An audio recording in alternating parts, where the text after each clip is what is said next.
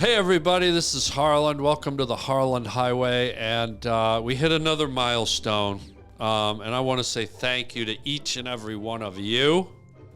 We got up to 60,000 subscribers to the podcast. It's amazing. We started not too long ago at 2,000, and we just keep growing because of you guys. Thank you so much. Thank you for all your comments.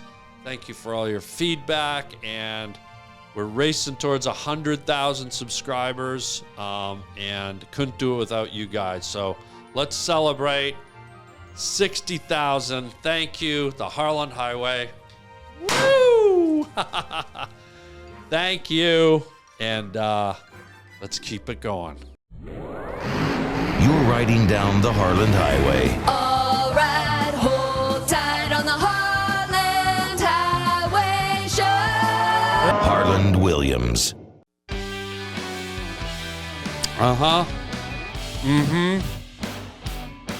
Well, now, that's right. That's right, ladies and gentlemen. You are on the highway. You're driving down the highway. You're rolling down the highway. You're careening down the hallway. And I know many of you don't know what that word means. A lot of people watching from DeVry, probably tuning in the cafeteria, big screen. Everyone from DeVry gathered around, going, what does that word mean, careening? It's not for you to know. You made the choice to go to DeVry. It's not for you to know. Welcome to the Harland Highway podcast. Boys, girls, men, women, giants, tinies, fatties, skinnies, blacks, whites, grays, blues, browns, yellows, greens, everyone. What's up, my playa? Great show today. Today is a very special show. We started a new feature here on the and this is where we gave out a phone number, 323-696-0222, and said, hey, why don't we have the Pavement Pounders call in?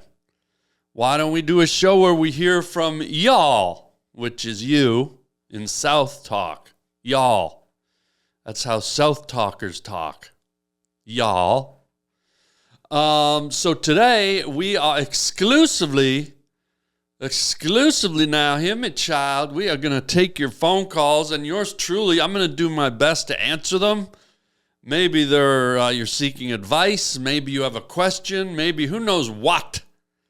So let's get into them, and let's start, and we're just going to go through a bunch of these phone calls, and let's see what we got. Here's call number one.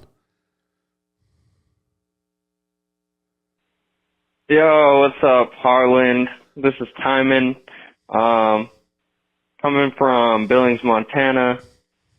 I work at a Cracker Barrel overnight, and I don't know, when the first couple days they told me, like, every night they reinforced me that, you know, this place isn't haunted. But the more I work here, man, the more I start to hear stuff and people talking that aren't here and people walking around the corners that aren't here. And I don't know, man, I just throw your podcast on and try to put it on full blast so I don't have to pay attention to it.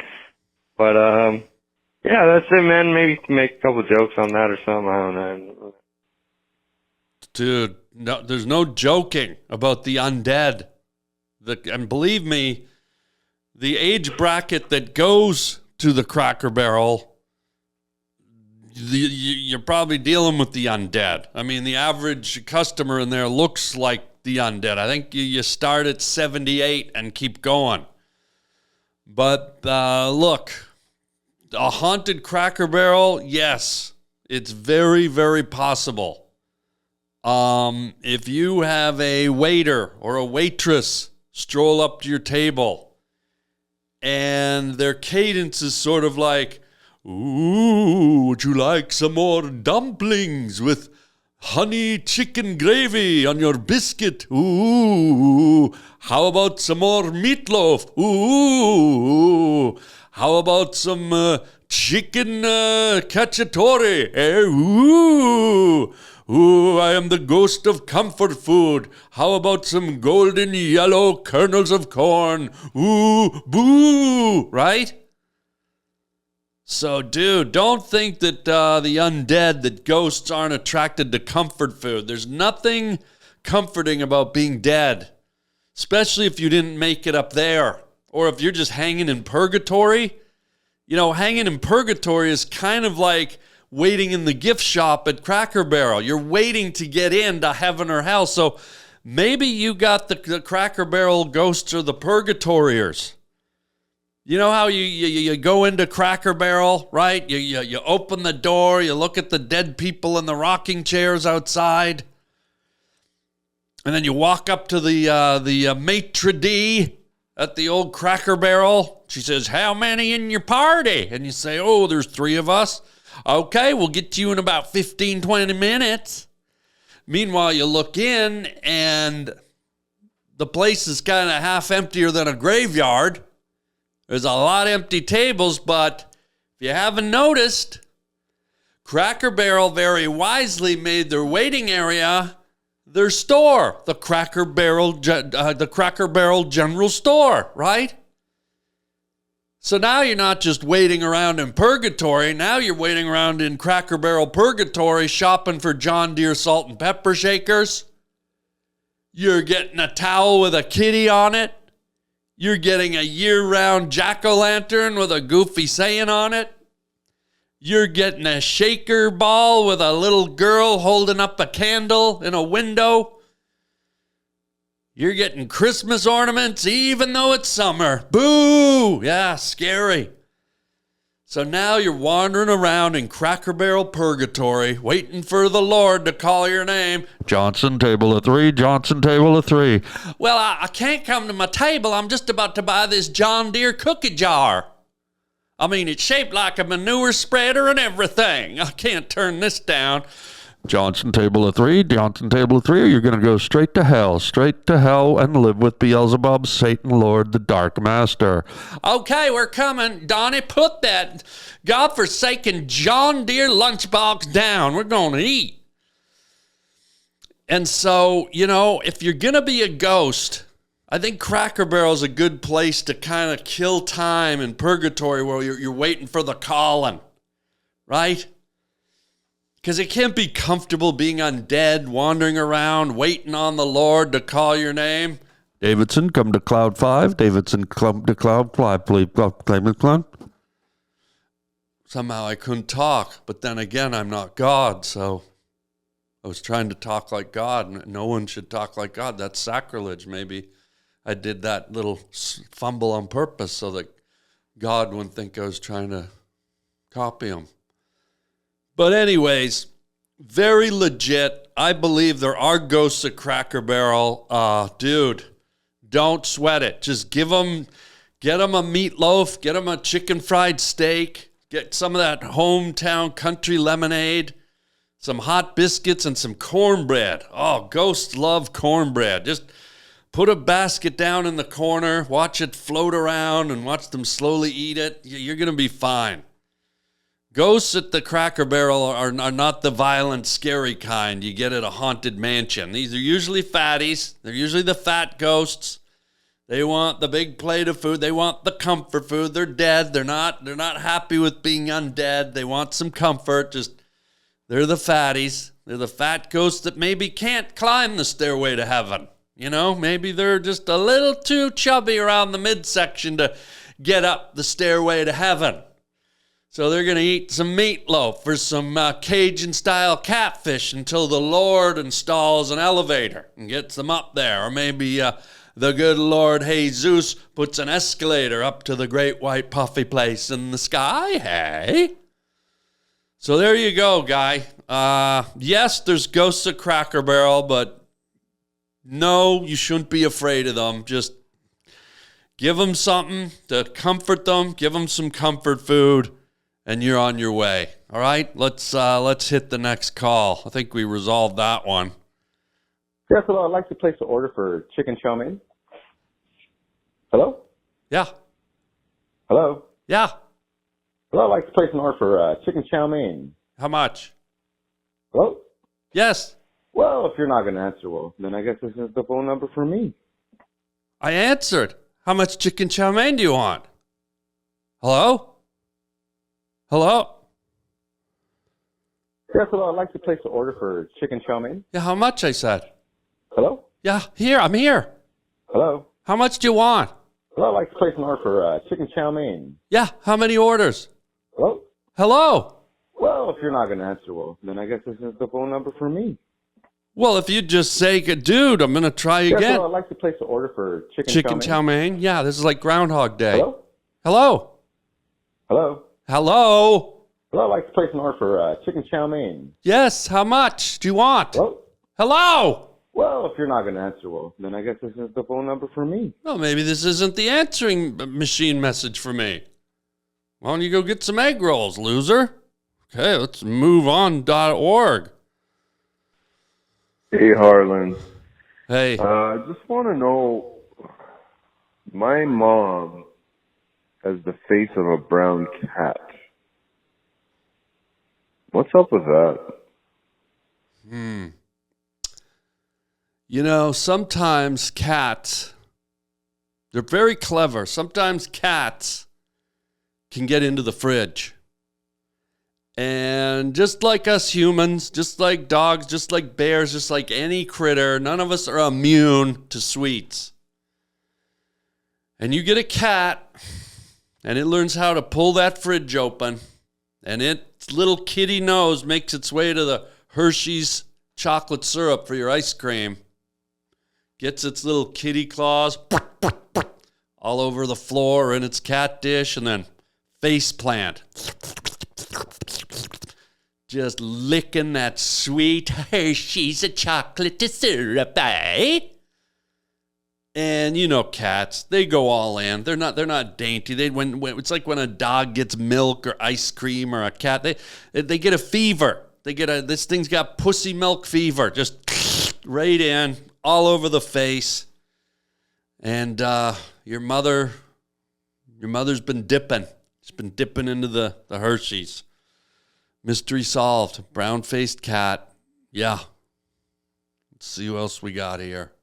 Yes, hello. I'd like to place an order for chicken chow mein. Again? Hello? Yeah, hello. Hello? Hi. Hello, I'd like to place an order for chicken chow mein. I'm not a Chinese restaurant. Hello? Hello. Well, if you're not going to answer, well, then I guess this is the phone number for me. Jesus, dude, I've answered you twice. Buzz off. Let's see what else we got. Now, we've been on a lot of podcasts, but this one is a true adventure. Today we're visiting Harland Williams on his podcast, and he has a highway. Amazing, spectacular, and a fine, fine example of California's gold. Okay. I get it. We're on the highway. It's Harland. We're on the Harland Highway.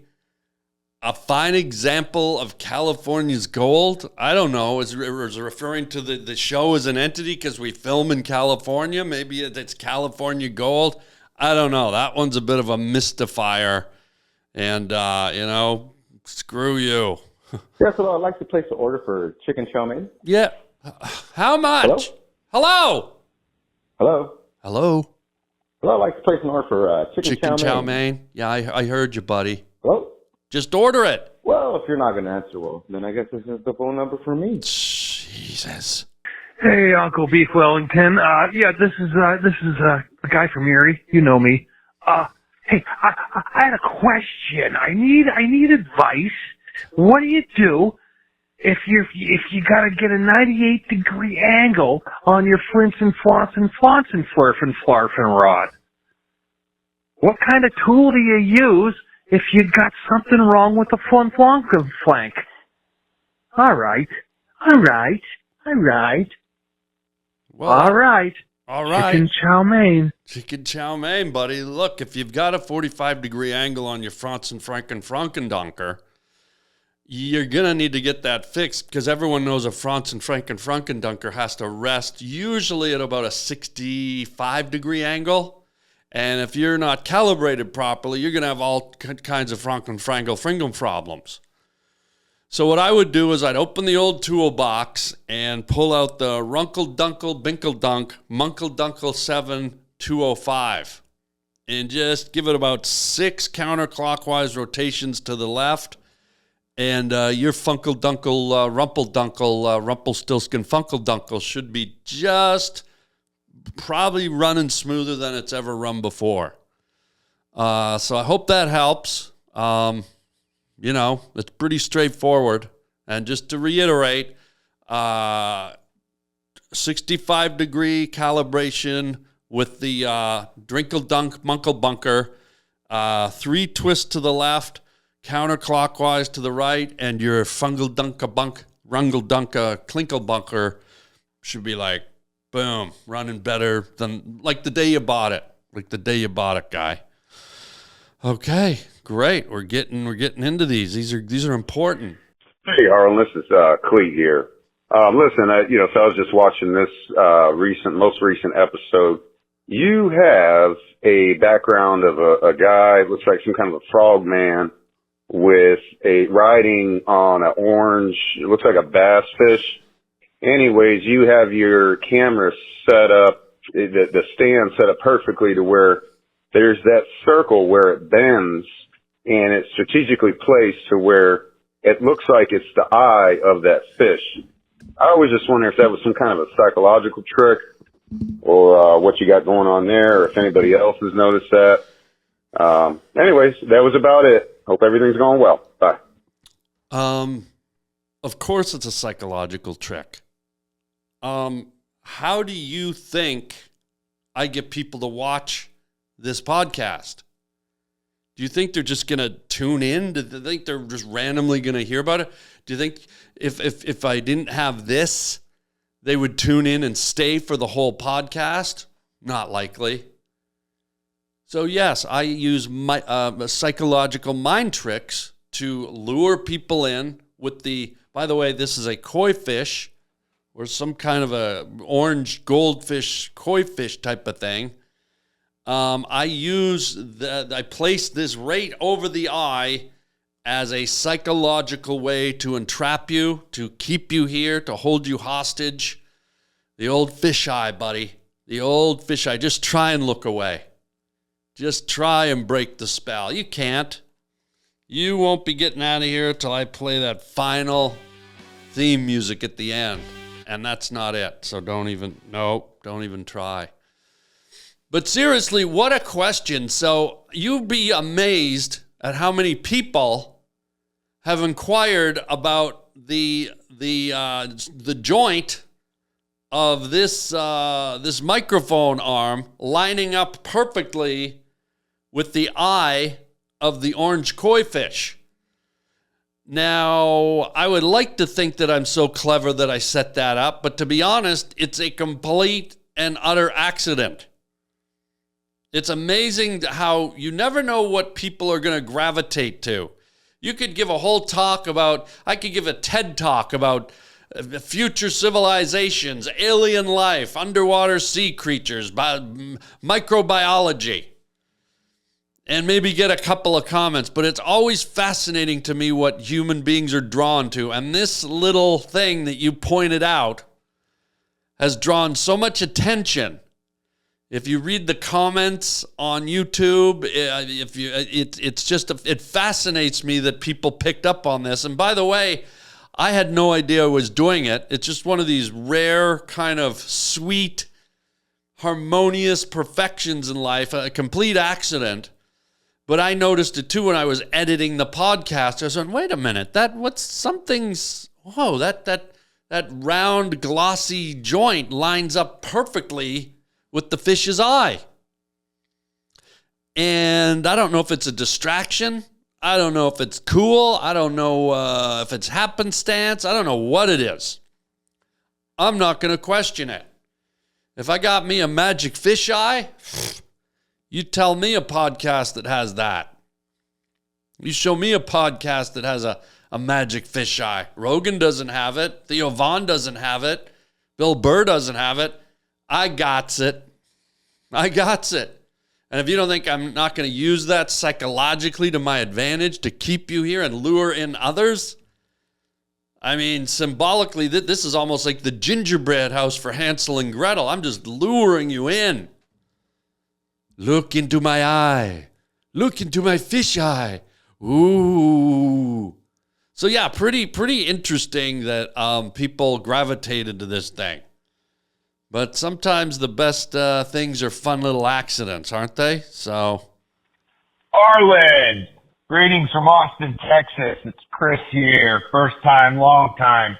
I had a question that I thought only you could answer. I spilled maple syrup on my hockey stick, and I tried to wash it off with a little Canada Dry ginger ale, and I knocked over a big jug of Canadian goose fat and grease on my Canadian Goose down jacket. What do I do? Thanks from Austin. You got it, buddy. From Austin, revoke your American citizenship immediately. It's clear to me you're Canadian. It's one thing if one of those things happen, but when you have 5 or 6 happen in a row consecutively, that's the good Lord up above. That's the God of Canada telling you to get up north, revoke your American citizenship, become a Canadian citizen, hit the fish eye, Canadian citizen, and get to dripping the syrup, get to spreading the gravy, get to drinking the Canada Dry, get to shillelaghing baby seals, whatever you got to do, just get Canadian. Good to know. Good to know. Hi, Harlan. My name is John. I'm from Spokane, Washington, and I'm a long-time listener, first-time caller, and I was just wondering what you think about janitors, and is that cool? And why does nobody ever talk about them? Thank you. You're doing a good job, bud. Thank you very much. Bye. Whoa. That is cool. And why isn't anybody talking about janitors? Why aren't you, people at home, talking about janitors or building custodians, as they like to be called in the more elite circles? When was the last time you had an in-depth conversation about a janitor? And if not, why haven't you? I'm sensing some kind of discrimination. I'm sensing a little bit of alienation of the janitor sect. Not cool. So let's start talking about janitors. Let's get them in the vernacular. Let's pop them in and get them back in the mainstream where they belong. I don't want a long conversation to go by without someone dropping in a janitor mention. But let's talk about them. What do we know about janitors? Interesting people. I always think about the eyes of a janitor. Think about the eyes of a hawk or an owl. You know, we step outside, we see the buildings and the trees and the clouds and the sun, but an owl or a hawk, their eye is specifically trained, looking for movement from up above. They pick off slight movements from rodents, squirrels, field mice, rats. And it's kind of the focus of their eye because their survival depends on it, right? And so you think about the function of a janitor or a custodian. And their function is to travel through airports and schools and warehouses and homes and wherever they may be. And I've always wondered about the eye of the janitor. What does the janitor see? When we walk through an airport, when we walk down the hallway in a school or a university, a college, do we see that cigarette butt in the corner? Do we see the dust bunny blowing across the hall?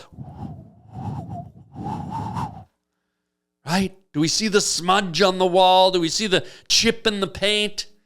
Do we see the grape juice stain right over there in the corner? Do we see that the urinal cake is reduced down to the size of a quarter and maybe too small and ineffective? Do we notice the snot clusters spit on the wall in front of the urinal? And if you ladies don't know what I'm talking about, you go to any men's urinal and for some reason on the wall, right in the eye line, there's clusters of boogers. I don't know if men are picking their nose and putting them in their mouth and spitting them on the wall. I don't do it, but somebody's doing it because there's a hell of a lot of boogers scattered around above the urinal now, child. So, very curious, the eye of a janitor probably picks up on things we don't see. They'd probably make good detectives, you know, like a Sherlock Holmes or a Magnum PI, because their eye is trained to look for little things that a detective would probably consider clues, forensic clues, strands of hair, cigarette butt filters, an old toothpick covered, swarming with DNA. I don't know if anyone's ever brought this up before, but since we're talking about janitors, maybe janitors, the next level up from being a janitor is a private investigator, a private eye, a dick. Because they have that eye for detail. They pick up on all the little things we just take for granted. They pick up on all the little things that we don't really see, but they see them. Because they have a trained eye, the same way the hawk and the owl looks for the movement in the grass from the mouse or the rodent. So fascinating creatures, these janitors. Picking up on things, looking at things, peeping toms through your window when you're undressing at night. You fat men taking your bras off and letting your man boobs sag down. Just know that there's a janitor standing in the weeds outside your house, lurking in the dark, watching your gelatinous man boobs bounce up and down like a couple of sea cucumbers that fell out of a building window. Just boom, boom, boom, boom, boom. There's a janitor watching, waiting, hoping there's some stains. Some dirty men boob stains.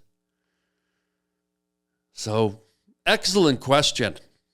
And look at all the things you conjured up by forcing us to pull janitors into the conversation. And I urge all of you at your next black tie affair, at your next social gathering, your next family reunion, inject the janitor conversation into the conversation.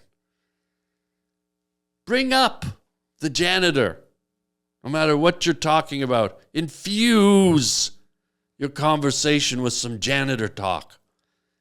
I think we all win when that happens. I think we all win. Hey everybody, check out my merchandise at harbling.com.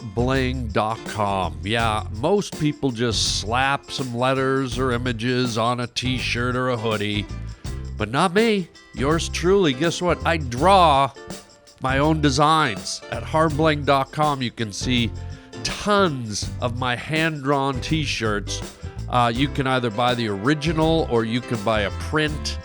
And man, oh man, wear them loud and proud. I love making these designs for you guys and keeping it personal. So check out the whole catalog. We got hoodies, we got coffee mugs, we got t-shirts, you name it, it's there at harbling.com. Get your Harland original design, wearable art at harbling.com today. And thank you for your support. And I'll just keep the groovy images coming.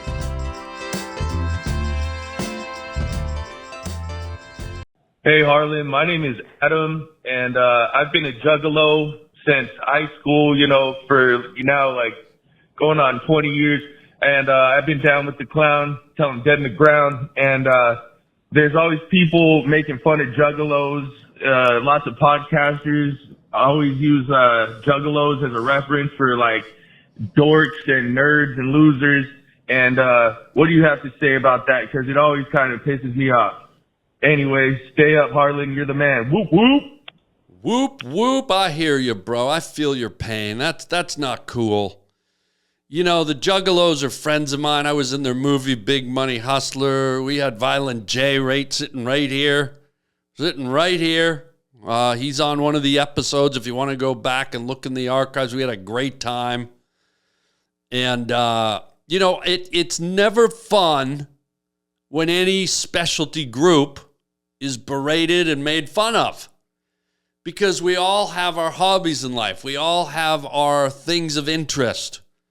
So whether you like working in the garden, you like painting, you like collecting hockey cards, you like flying toy airplanes, you like going to museums, you like the Juggalos. And by the way, just so you know, the Juggalos are the intense fans of the Insane Clown Posse, which is a crazy kind of urban rock rap band. They have pretty extreme lyrics. They're wild, they're edgy, they're controversial, and they wear face paint. They dress up like crazy clowns, black and white face paint, really kind of stark imagery, really looks cool. And so a lot of the Juggalos emulate what they see with the band, and they do the makeup, and they get into the lyrics and the music. It's sort of a whole subculture in the music world. And I say, good on you, mate. I mean, what's the difference? If you like reggae, if you like pop, if you like ska, if you like rap, if you like soft rock, whatever you like, man, no one should be able to denigrate you for your choices. So all y'all's just back off on the Juggalos and, you know, let them have their hobby. Let them have their taste. Let them have their circle of friends. Everybody just wants to belong, child. Everyone just wants to belong. And sometimes people feel unity and they feel like they belong when they find groups that have the same thoughts, same vibes, same tastes in music. Same way you got like heavy metal people kind of hang out, and you know, the Biebers and the Taylor Swifters and all, you know, everyone's got their niche, man. So live and let live. And you go, Juggalos, and all y'all that are making fun of them, just dial it down, Nacho. Because what's to say that someone can't turn around and make fun of your likes? I'll speak the truth, child. Hey, what's up, Cottage Cheese Tits? Just wanted to call you and say thanks for the great show you do every week. I'm actually a Canadian truck driver myself. And so all the shows I listen to while I'm driving, yours is the one I look forward to the most. And I'm being honest there. So thank you for that. I'm a longtime fan of yours from, you know, of course, Something About Mary back in the day and ICP's movie, Big Money Hustlers. I have a question for you. What's your favorite role been, and what have some of your favorite people that you've worked with been? Just curious about that. I know you talk about a lot, but and have you ever considered taking Harland Highway on the road and interviewing people along the way, perhaps? Kind of like a cross-country road trips, you know, interviewing people along the way. Just an idea. I think it'd be great. And, yeah, anyway, keep up the good work and say hi to Donny Osmond's asshole for me next Saturday night. Thanks, Harlan. Bye. Donny Osmond's asshole next Saturday night. How did he know? Wow. Let's work backwards from Donny Osmond's asshole to taking the Harland Highway on the road. Conceptually, it's an interesting idea.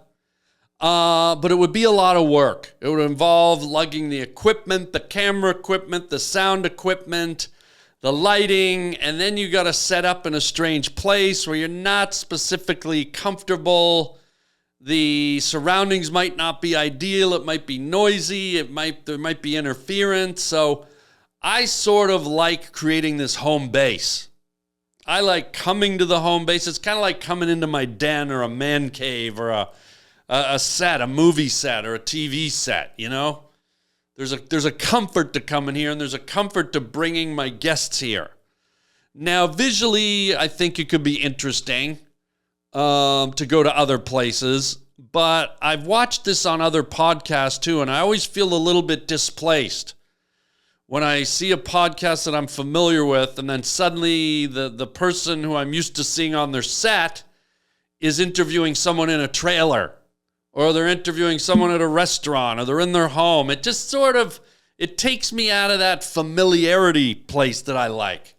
And I think most people, that was part, as a guy who was in the entertainment industry, that they actually, by design, made, the Friends set, Chandler and Ross's living room, and Rachel's living room, and shows like All in the Family, and any sitcom you've ever seen, Seinfeld's apartment, Taxi. They create these places that are very inviting and familiar, and it sort of creates a feeling of comfort and home for you, the viewer, all 6 of you.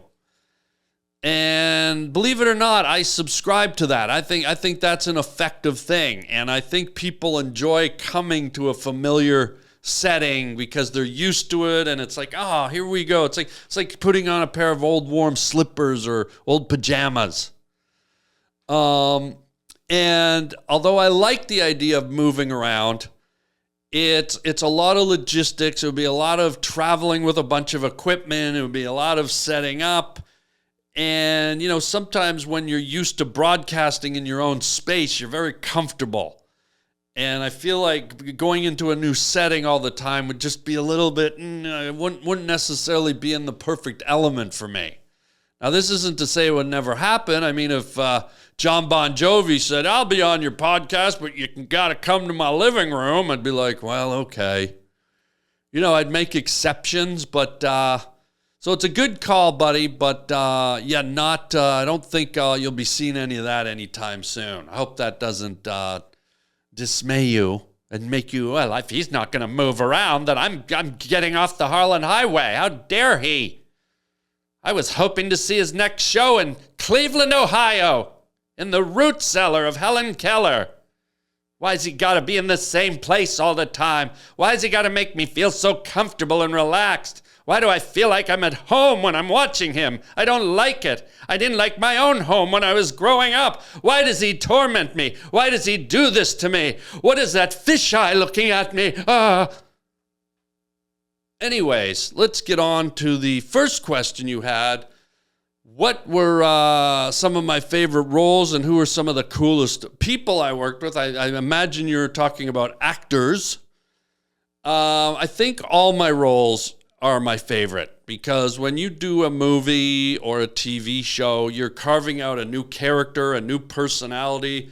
These are characters and personas that live within you and that came out of you. You gave birth to them. They're almost like your children. So I love them all, even if the movie's bad or good. I love them all. But there are a few that really kind of stood out. I loved my character Fred Randall in Rocket Man, a movie that I did for Disney. Not the Elton John Rocket Man, the Harland Williams Rocket Man that predated the Elton John Rocket Man. Really fun character, really lovable character. I loved finding him. And also I was the lead in that movie. It's always really interesting when you're the lead in a movie, because then you really have to develop a character that you think will sustain and be interesting for an hour and a half, 2 hours, the length of the movie. Because when you're the star of the movie, you got the most screen time. You got to kind of carry the movie.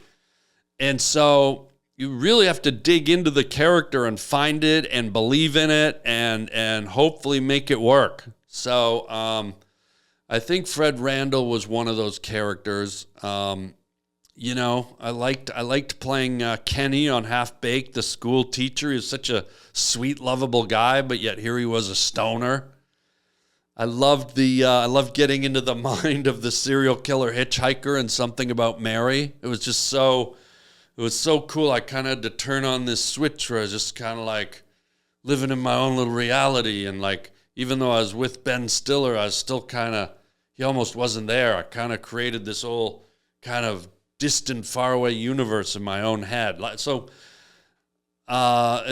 it's hard to really pinpoint my favorite role because they're all so near and dear to me. I think any actor might tell you the same thing. It's sort of what we live for as actors, because we're just ourselves most of our lives, and then one day they're like, be this guy for 3 weeks, be this guy for 4 days, be this guy for 4 months. And it's really a privilege and an honor, and it's a gift to be able to step into those worlds and be those characters. So I got to say all of them, buddy.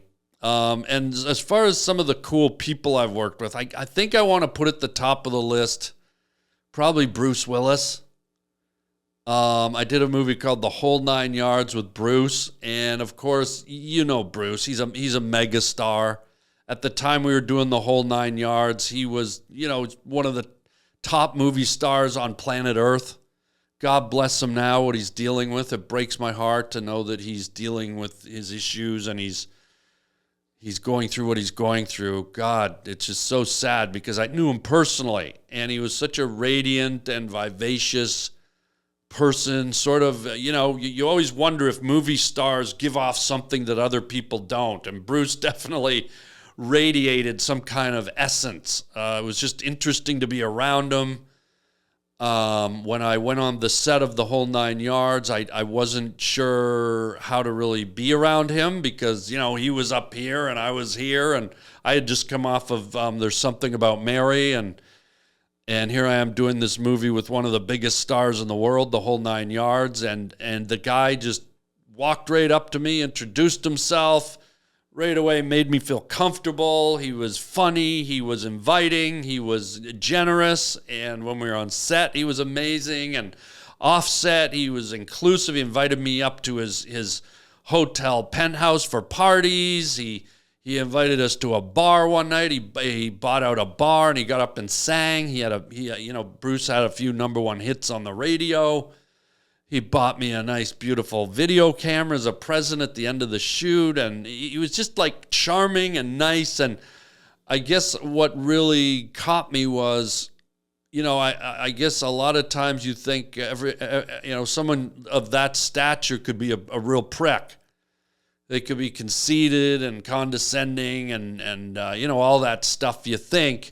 And you do hear about it with some big name people that have huge egos and huge careers. But man, the experience I had with Bruce was really memorable and beautiful and charming, and really just kind of wowed me with how he carried himself and who he was and what he did.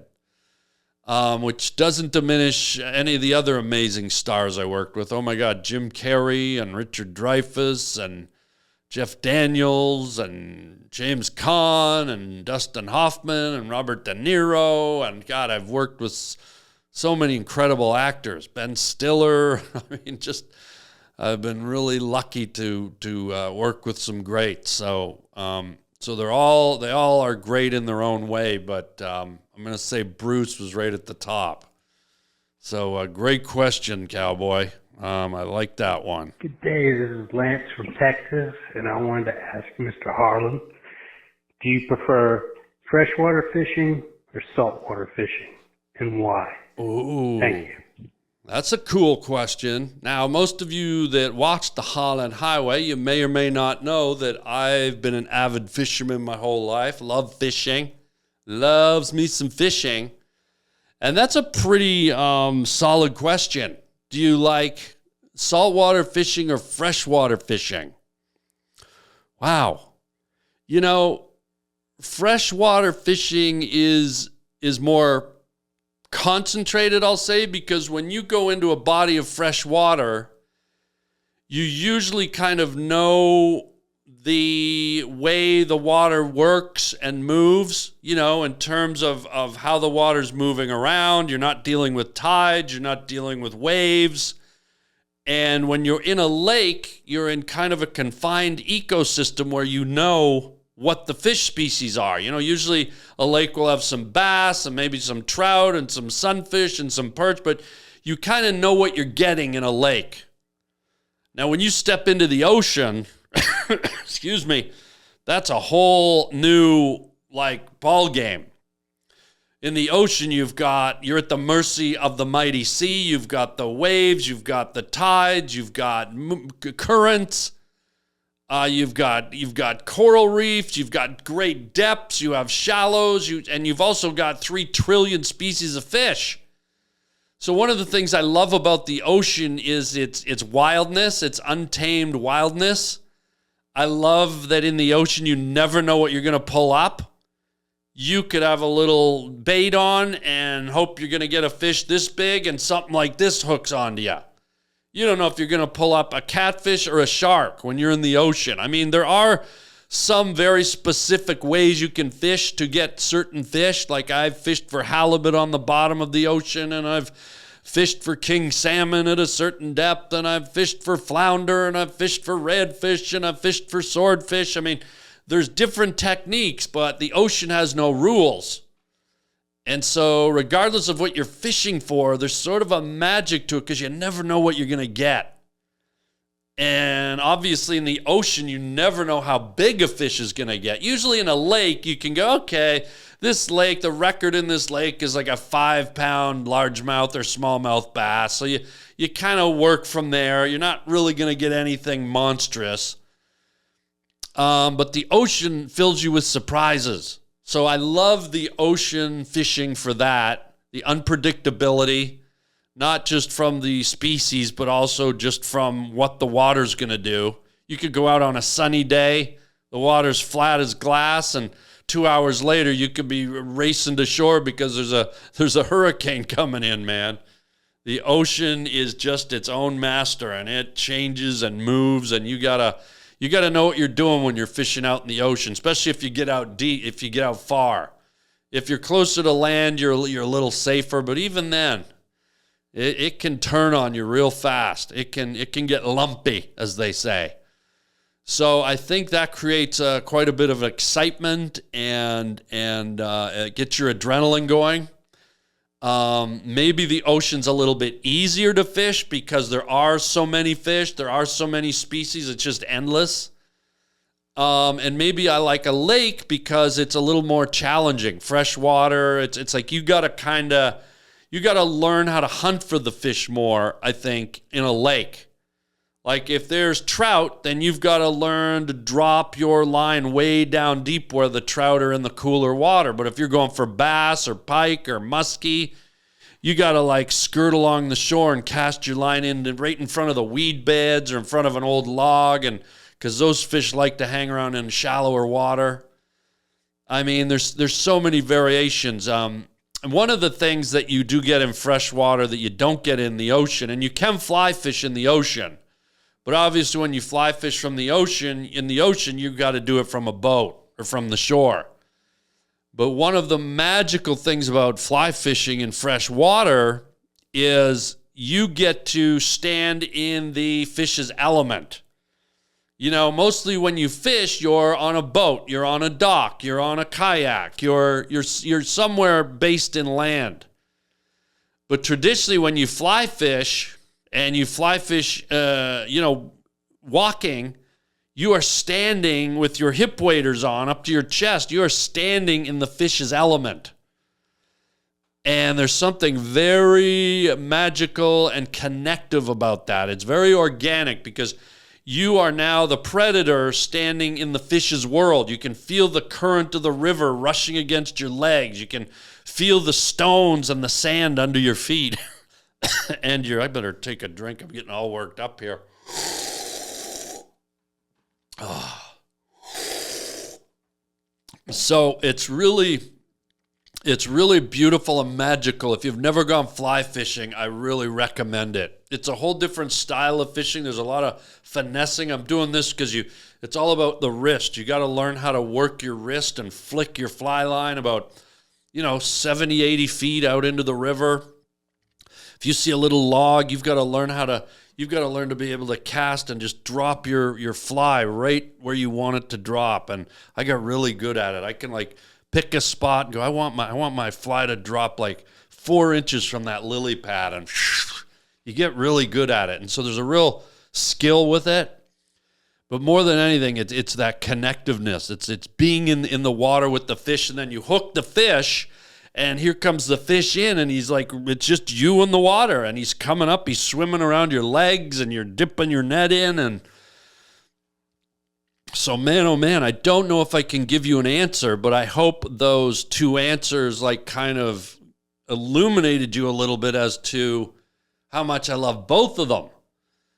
I don't know if I can pick one or the other. It's kind of like asking me about my movie roles. Like they're all just so precious, right? And fishing is fishing, but just the different offerings are just too cool to say one's better than the other.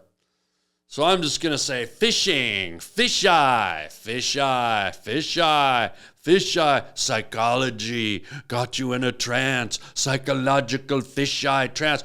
Whew, I caught you. I caught you. This is all about catching you. Yes,